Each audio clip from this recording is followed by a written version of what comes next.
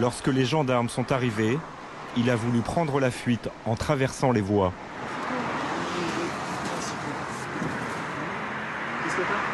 L'homme a dû être menotté en attendant que la deuxième équipe arrive sur place.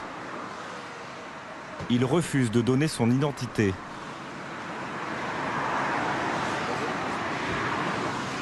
Il est sans papier, il a essayé de se tirer à travers les voies. Donc je l'ai chopé, il n'a pas voulu se laisser interpeller.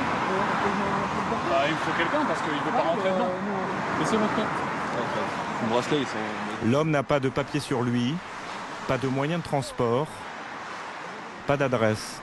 Il semble complètement perdu. Apparemment, cela faisait longtemps qu'il marchait le long de l'A10. Les gendarmes l'emmènent pour l'interroger. On est d'où? Paris. Il vient de Paris à pied. Les gendarmes n'en reviennent pas.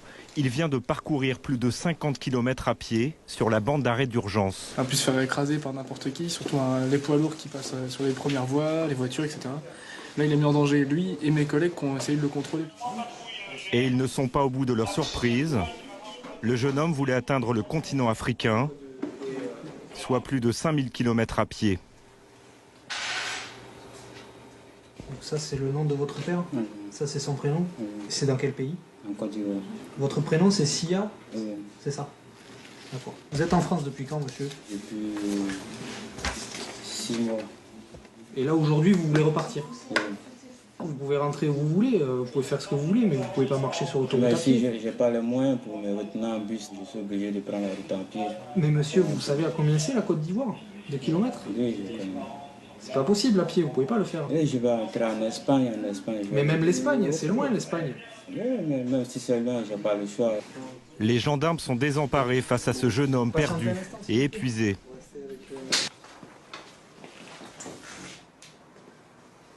Je dors dehors depuis 6 mois ici dehors, je ramasse des mégots de cigarettes pour fumer. Et pour me trouver de quoi manger, c'est tout un problème. Je n'ai pas d'emploi, rien. Si je reste comme ça, je vais finir toute ma vie à Paris. On est arrivé de la France, tout le temps, on croit qu'une fois étant en France, tout ça allait aller pour nous. Et on est arrivé en France, c'est encore une merde plus que l'Afrique même encore. Donc mieux vaut entrer chez nous. Circuler à pied sur l'autoroute est un délit passible d'une amende de 11 €. Le jeune homme, lui, ne sera pas verbalisé. Il n'a que 5,85 € en poche. Les gendarmes vont donc prendre ses empreintes et son nom, sans aucune certitude sur sa réelle identité. Détendez bien votre poignet. Pour ne pas que l'homme récidive, les gendarmes lui proposent de le déposer à la gare direction Paris. Sur place, une association devrait lui venir en aide. Mais l'homme s'obstine. Il veut coûte que coûte continuer à pied sur l'autoroute, destination Abidjan, la capitale économique de la Côte d'Ivoire.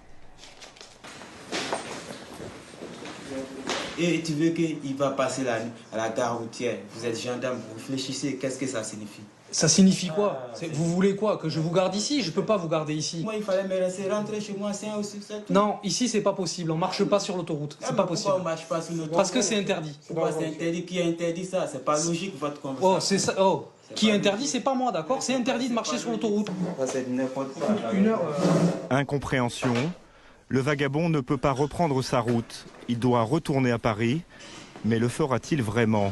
Le périple de cet homme s'est transformé en véritable chemin de croix, alors qu'il croyait atteindre la terre promise, le pays de l'opulence.